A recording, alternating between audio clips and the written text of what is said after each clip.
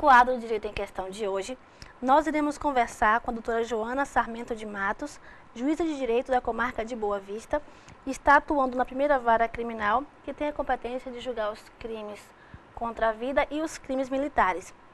Doutora Joana passou no último concurso para juíza na comarca de Boa Vista, se formou na Faculdade de Ciências Jurídicas e Sociais Viana Júnior, Juiz de Fora, Minas Gerais. Foi professora universitária na Facsom, também em Juiz de Fora, Minas Gerais. Publicou várias matérias, dentre elas uma na Revista Jurídica em 2010 sobre a diminuição da idade penal. E hoje nós iremos falar sobre essa questão, ou seja, com quantos anos realmente deve ser punida uma pessoa que comete o crime. Bom dia, doutora Joana. Bom dia. A senhora acha que a diminuição da idade penal diminuiria realmente os índices de criminalidade? Olha, essa questão da idade penal, vez por outra, sempre quando a gente tem um crime com uma repercussão um pouco maior, que envolve menores de 18 anos, ela volta à tona como se fosse a resolução de todos os males, de toda a delinquência juvenil, que fosse resolver todos os problemas. Particularmente, até em artigo publicado sobre isso, eu entendo que não resolveria o problema e ainda geraria outros problemas. Parte de uma premissa equivocada essa questão de que o menor de 18 anos ele fica sem responsabilidade. Ele tem uma responsabilidade, mas é uma responsabilidade que vai ser de acordo com o Estatuto da Criança e do Adolescente. Então, não me parece que a premissa errada que geraria outros problemas além dos que nós já temos, que não são poucos. É comum ouvir a expressão o menor de 18 anos é inimputável. O que vem a ser inimputabilidade?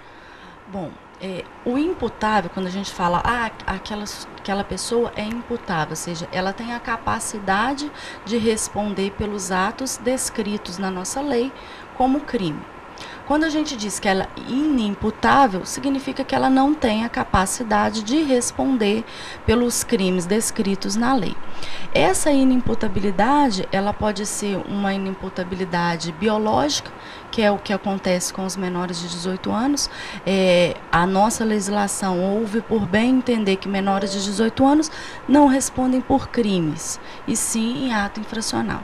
Ou ela pode ser uma inimputabilidade, aqueles que são maiores de 18 anos, mas por qualquer problema não têm a capacidade de entender o caráter ilícito, não tem o caráter de entender que aquela conduta é errada, ou tem essa capacidade, mas não consegue se comportar de acordo com essa capacidade. Por exemplo, alguns transtornos mentais, a pessoa não consegue entender, ou às vezes entende, mas não consegue frear os seus instintos, porque ela não tem capacidade. Também é uma outra forma de inimputabilidade. Diferente do menor de 18 anos, mas também uma forma de inimputabilidade. E no caso do menor de 18 anos, ele é punido de alguma forma, ou pelo fato de ele ser menor, simplesmente ficaria impune um crime cometido por ele? Olha, o que acontece? Com relação aos menores de 18 anos, a gente tem que fazer basicamente uma distinção. Até os 12 anos de idade, que é o conceito que é dado pelo Estatuto da Criança e do Adolescente, que seria a criança. E no caso dessa criança cometer um ato que seria descrito como crime, que seria um ato infracional, na verdade, ele não está sujeito a medidas socioeducativas, mas ele está sujeito a medidas de proteção. E aqueles que têm entre 12 e 18 anos, que respondem por um ato infracional, não por crime ele não pode responder, respondem por um ato infracional e estão sujeitos às disposições do Estatuto da Criança e do Adolescente. A questão da diminuição da idade penal, ela parte da premissa de que o ECA geraria uma impunidade, que o Estatuto da Criança e do Adolescente, ele gera uma impunidade. Na verdade, o Estatuto da Criança e do Adolescente, ele por vezes gera uma impunidade porque o Estado não cumpre o seu papel. Então, na verdade, você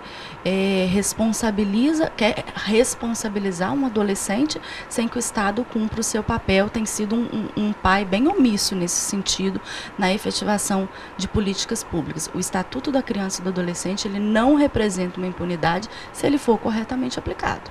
Agora, se não houver estrutura, não tem como funcionar mesmo. Ele é feito para gerar uma demanda de educação. Como você vai educar, reeducar, se muitas vezes desses adolescentes não sabem nem o que é educação? Reeducar pressupõe que a pessoa tem o mínimo. E nem isso, às vezes, você tem. Então, assim, é problemática essa questão da diminuição da idade penal. Segundo o último censo federal, existem no Brasil cerca de 20 milhões de adolescentes entre 12 e 18 anos. E o mesmo censo aduz que os infratores são pouco mais de 20 mil, ou seja, 0,1% da população. O que isso significa? Bom, significa que se nós diminuirmos a idade penal, teremos pelo menos mais, vamos ser otimistas, uns 15 mil dentro do sistema penitenciário que não funciona. É isso que significa. Então, assim, não é só uma questão de diminuir a idade penal, é a questão de uma ampliação de um sistema carcerário que nós não temos. Nós não temos nem para os atuais, que dirá colocar mais. Tá, vamos supor que desses 20 mil, 15 mil seriam adolescentes que estariam sujeitos à medida socioeducativa. Seria no mínimo uns 15 mil jogados dentro do sistema que não teria como funcionar. Se já está precário, ficaria muito pior. Se não funciona com adulto, porque não funcionaria com adolescente e criança, né? Nós agradecemos a sua participação no quadro Direito em Questão. Nós falamos com a doutora Joana Sarmento e nós agradecemos muito essa conversa, muito importante. Nós falamos sobre a diminuição da idade penal e um dos artigos que a doutora Joana Sarmento publicou em uma revista jurídica em 2010. Nós convidamos a todos para que no próximo quadro Direito em Questão esteja conosco também.